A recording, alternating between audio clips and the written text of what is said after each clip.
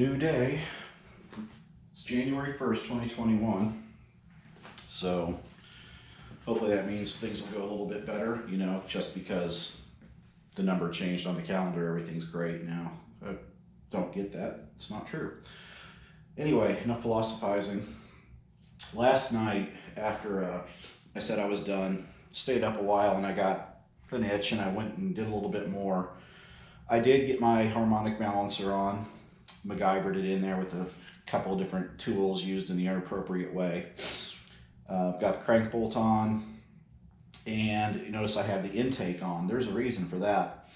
As I was rolling the engine over on the engine stand to put the oil pan on, one of the arms slipped on it and the thing just like cartwheeled on me nearly.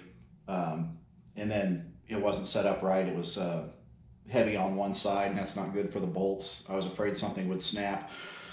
So I hurriedly went ahead and put on the intake so I could get it off the engine stand.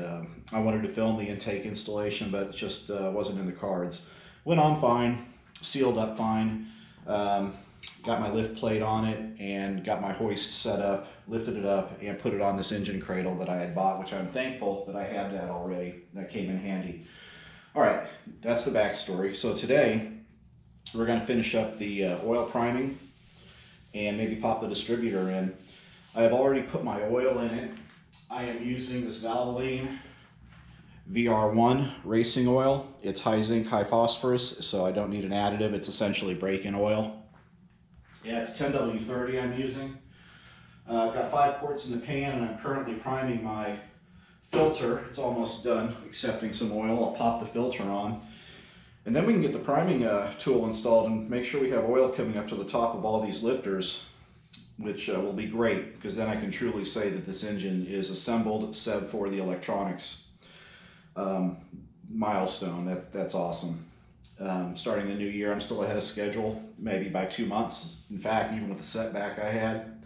So we're doing good. I'm going to let that oil finish soaking into the filter, get the filter popped onto it, and I'll get the priming tool set up, and we'll see what happens from there. All right, I'm ready to start priming. Now, got the gauge set up through the oil port at the back of the block. Obviously, I'm looking for a certain pressure. The last time around, I was getting about 50, or actually 40, I think it was, at drill speeds. Now the oil pump priming tool I'm using, this is a Mylodon one, a lot better, I can just tell from the construction, and certainly more expensive than the one I had before. The one I had before was cheap, like $20 one. This one cost $50, and it appears to be beefier all the way around, so hopefully that chuck will not eat into it. And at least this time, if it does, it's blocked off from the intake, so if that starts to be a problem, it should not find its way down into the engine before I can catch it, which will be great. So, all right, let's get this thing started and see what we get for oiling. All right, pressure's coming up. Watching the lifters, I see oil there, oil there, oil there, oil there, oil there, oil there, oil there, oil there. Oil. All right, I've got oil in every single rocker. Effing sweet.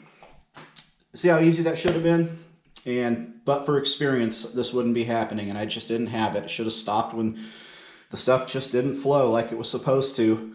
I had to go like a third the speed I did. The pressure came up quicker. The rockers immediately started to fill with oil. All 16 of them have oiled. I've got roughly 40 pounds of pressure at drill speed, and this is a high volume but standard pressure pump, so I'm really not expecting, even under engine load, anything more than 50-55 pounds maximum. Idle pressure is going to be like a standard Chevy at idle. It's probably going to be somewhere in the neighborhood of 20 to 25. Now there's a rule of thumb that you want like 10 pounds of pressure for every 1,000 RPM. Realistically, 8 to 10 pounds of pressure is fine. So even at idle, which is about 800, 900-ish RPMs, you'll be fine at 15 to 20 PSI. Now, I'm a Mopar guy, and that's my 90% of my prior engine experiences with Chrysler big blocks and small blocks. And those were the 70s series engines. I can tell you from experience that Chrysler big blocks do not like to have oil pressure at idle. It was not uncommon at all to be 7, 8, 9 pounds of idle pressure. And I talked to a lot of people, and they said that was normal. Now, no one ever was able to tell me if that was good, but they just said it was normal. And a Chevy, I know because I've had several of them, and they do have better oil pressure at idle all the way around. I don't know much about Fords at all. But at least as far as oil pressure and things like that go, I have a Chevy V6 right now, Vortec, and at idle, it's right around 20 PSI, which is great. No problem at all there. Big misconception between oil pressure and oil flow anyway. Pressure is a measurement of restriction. And you can have 100 PSI and have no oil. So it's misleading. You have to check for flow. Flow is more important than pressure, especially at high RPM. Pressure is just going to climb with flow. It's a hand-in-hand relationship. So 50, 60, 70 PSI is good. But you'd think, oh, if I got 80, 90 PSI, that's better. No, it is not. That means you have restriction. And it's just blocked somewhere, and that's where the pressure is coming up.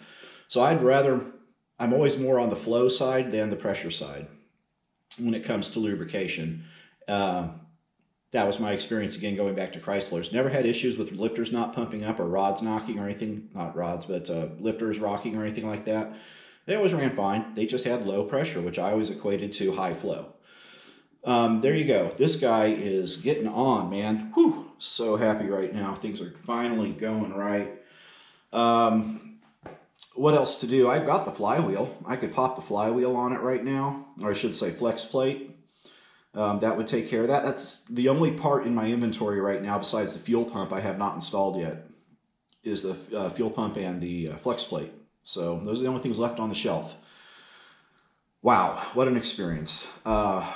Thanks for following along. It's been very interesting, entertaining, educational, frustrating, all of it rolled into one. Not done yet. This is just like halfway. Oh yeah, the distributor. Hell, forgot. I can put the distributor in too. I might do that here in this part of the video. So ignore all that closeout stuff or keep it in mind for after I'm done. I'm going to go ahead and film putting the distributor in right now.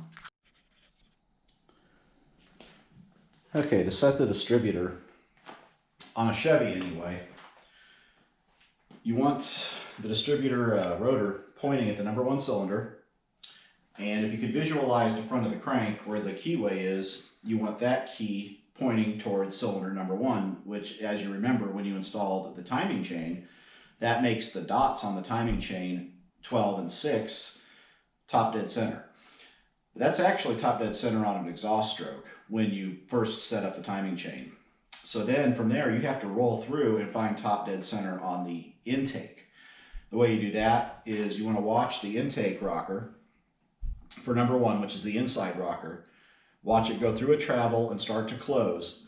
Then once it starts to close, you keep rotating the crank until you get to 0. That should be top dead center on the compression stroke at the point where you want the spark plug to fire. So you can imagine piston at the very top, full of gas, rotor, button on the cap, spark plug wire here, going to that cylinder, firing at top dead center. Or maybe if, 20, 30 degrees advanced, whatever, that's all tuning stuff. But anyway, that's how you set this up. Now, I used to fight this by constantly having to work the crank back and forth and all this and wait and try to get the distributor in a gear position where it would just fall down. And I did that as a kid, and it was so terrifyingly, stupidly hard. And I realized later that you don't have to do that. When you first put the distributor in, it isn't seated, but there is enough tooth grab that now, if you turn the crank, the rotor is going to turn. So as long as you are oriented, piston 1, compression, top dead center, and rotor pointing towards piston 1, they're going to stay in time, no matter what you do with the crank. So even though the distributor hasn't fully seated yet, it is still going to turn with the cam and the crank in the right ratio. So that's what I've done here. The distributor is in. I've got the rotor pointing at piston 1. I have set top dead center on the compression stroke. So now when I turn the crank, you should see the rotor spin, and then when it gets fully meshed with the crank, with the camshaft gear, it'll fall down into position, and that will grab the oil shaft. So let's see if my theory is correct. It's not a theory, this is how it's supposed to work. It's just whether or not I'm doing it right. So now I'm going to start rolling the motor over. You see the distributor turning. There, you see that fall down in there? That's all the stuff I didn't know when I was a teenager. That simple. Whatever, I know it now, it's helping out. So there, boom, distributor installed and timed. Now I can get my tie down bolt and bracket, lock down the distributor loosely. You still want to be able to move it because this hasn't fired yet, and you're going to have to adjust timing, fine tune it, and all that. But the distributor's in there.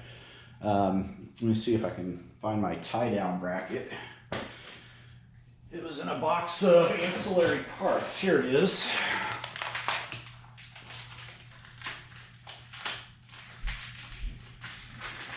Get this set in place. There's a little tie down bracket billet. And then there's a hole in the distributor, or I'm sorry, on the intake for the bolt. Out of the motor, this isn't so bad because you can get a wrench behind the back of the engine. But when it's in the motor, you're going to want that little angle distributor socket or a wrench they make to get to this thing. You can get that lined up with the intake hole here. There we go. Oh, thought I had it. No, I'm way off. There it is. So I'll just fumble around with this a little bit more. Everything will be fine. Goodness gracious. We'll make sure this bolt fits. There may be some paint on this intake or something. This bolt doesn't want to fit in here. And I did not forget to put the gasket on the distributor. That's another thing I've done before. Yep, that's right, Bolt. I've forgotten to put the gasket on the distributor, and you end up with an oil leak after you put a new distributor in, and that sucks. All right. I am having quite the time with this. Yeah, goodness. And I'm building an engine. I can't even get a single bolt started. There we go.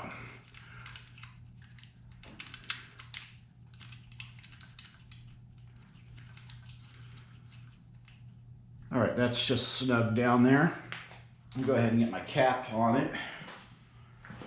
Now the cap is important. I mean, on an HEI, you're obviously going to have to put the cap where the lead for the HEI is. So orientation is really kind of one way. But there are hold downs on here that you have to hit to lock it down. So that has to be in a certain orientation. I think that's it right there. Get my screwdriver and lock that down. Had one pulled out just for that. Where did I put it? There it is.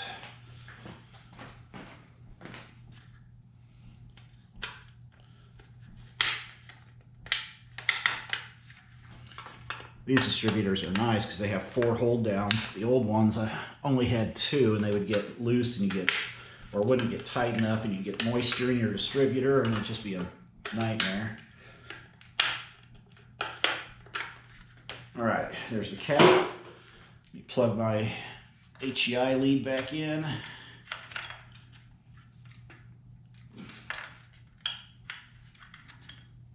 Make sure I plug it in the right way.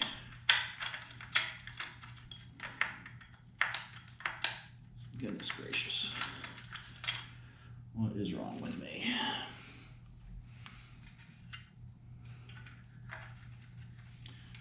Certainly came out easy. Now I don't want to go in easy. I may fumble with this later instead of looking like an idiot on camera, but then again, that horse left the barn a long time ago. Weird. Oh, yeah. There we go. All right, I was trying to plug it in the wrong damn spot. That's for the tack lead. Tack and battery. I needed to go back one more. Distributor in the block, man. All right, take a look at this beauty.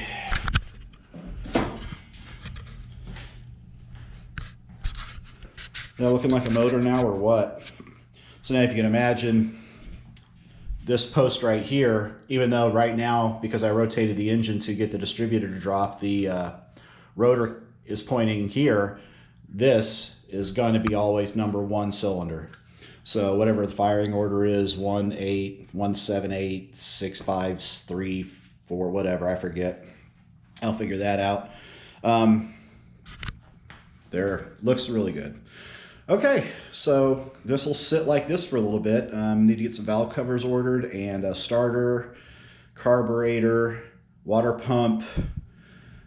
After that's all gotten, time to settle on an engine stand. I've been looking. Hopefully I can find a used one somewhere. Somebody's just given up on or sits in the corner and they don't want anymore. If not, I'll buy a new one and have an engine run stand ready. And maybe here in another month or two, this son of a gun's going to be firing. All right, thanks for watching, and I will see you later.